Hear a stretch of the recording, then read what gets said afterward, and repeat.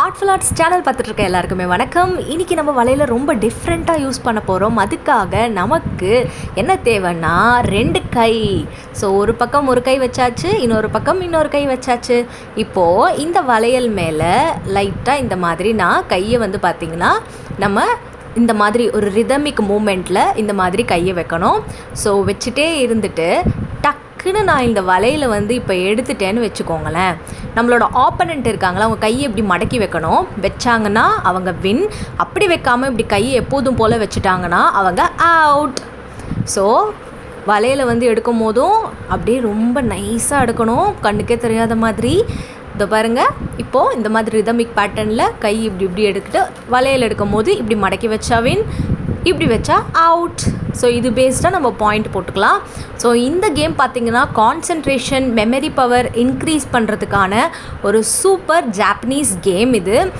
So போர் அடிக்கிற டைமில் உங்கள் ஃப்ரெண்ட்ஸ், உங்கள் ரிலேட்டிவ்ஸ், அம்மா அப்பா யார் கூட வேணாலும் இந்த சிம்பிள் கேம் விளையாடலாம். இதுக்கு தேவையானது சிம்பிளான ஒரு வளையல். அந்த வளையல் நல்லா இந்த மாதிரி கொஞ்சம் தடியாக இருந்தால் நல்லது. ஏன்னா அந்த வளையலை ஹோல்டு பண்ணி நம்ம எடுக்கணும் இல்லையா, அந்த ரிதம்க்கு ஏற்ற மாதிரியே நம்ம எடுக்கணும், அந்த பீட்டுக்கு ஏற்ற மாதிரியே எடுக்கணும். அப்போ தான் அது ரொம்ப நல்லாயிருக்கும். அதனால தான் இந்த மாதிரி வளையல் எடுத்திருக்கேன். உங்ககிட்ட இந்த மாதிரி உட்லேயே ரவுண்டாக இருந்துச்சுன்னா எடுத்துக்கோங்க. கேரம் காயின் அளவுக்கு தடி இருக்கணும், ஆனால் கேரம் காயின் அளவுக்கு சின்னதாக இருக்கக்கூடாது. நல்லா பெருசாக இந்த வளையல் சைஸுக்கு இருந்துச்சுன்னா சூப்பர். ஸோ அதனால் நல்ல தடியாக இருக்கிற வலையிலே நீங்கள் எடுத்துக்கலாம். இப்போ பாருங்கள், நான் கை வச்சு அவுட் ஆகிட்டேன். ஸோ நெக்ஸ்ட்டு பார்த்திங்கன்னா இந்த வலையில் நான் எடுக்கிறேன். ஸோ பார்த்திங்கன்னா இந்த மாதிரி நம்ம ஆப்பனண்ட்டும் விளையாடிட்டு இருக்காங்க.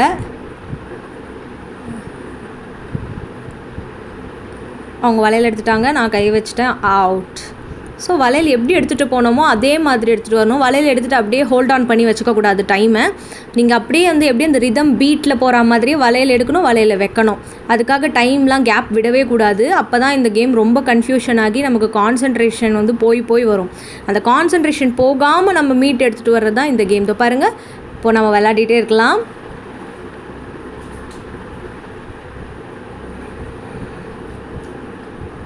யார் வலையில் ஓகே. ஸோ இந்த மாதிரி கை மடக்கிடணும். வலையில் எடுக்கும்போது மடக்காமல் விட்டோம்னா அவுட்டு.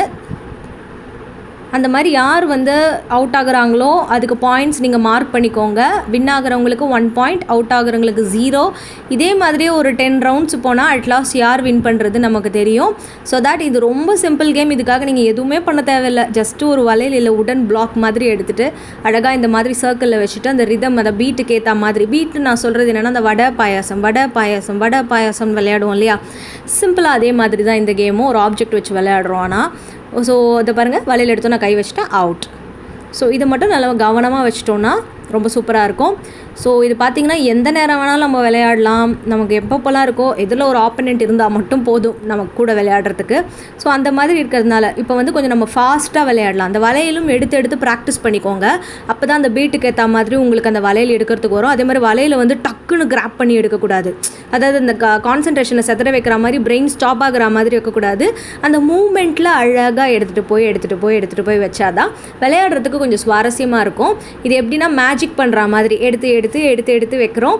அது அழகாக அந்த வலையில் எடுத்த மாதிரியே அப்படியே அழகாக வைக்கணும். அது இல்லாமல் டக்குன்னு நம்ம ஒரு மாதிரி எடுத்தோம்னா நம்ம பிரெயின் ஸ்டாப் ஆகிடும், விளையாட தோணாது. ஸோ அதையும் கவனம் வச்சுக்கோங்க.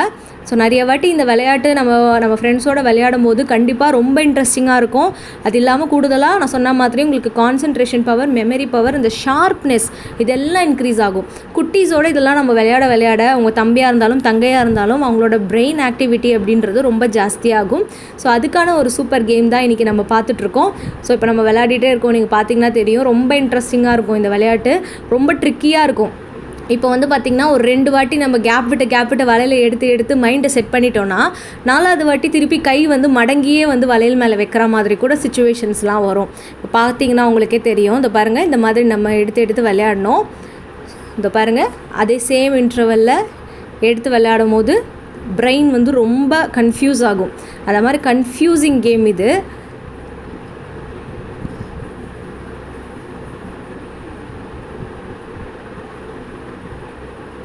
இதை பார்த்திங்களா, கன்ஃபியூஸ் ஆகிடுச்சு இந்த இடத்துல.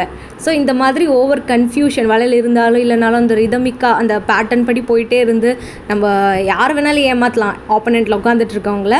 ஸோ ரொம்ப இன்ட்ரெஸ்டிங்காக இருக்கும். ஸோ ஒன்ஸ் விளையாட பழகிட்டிங்கன்னா ஐ திங்க் நீங்கள் வந்து டெய்லி கூட இந்த கேம் விளையாடுவீங்க, அந்தளவுக்கு சுவாரஸ்யமாக இருக்கும்.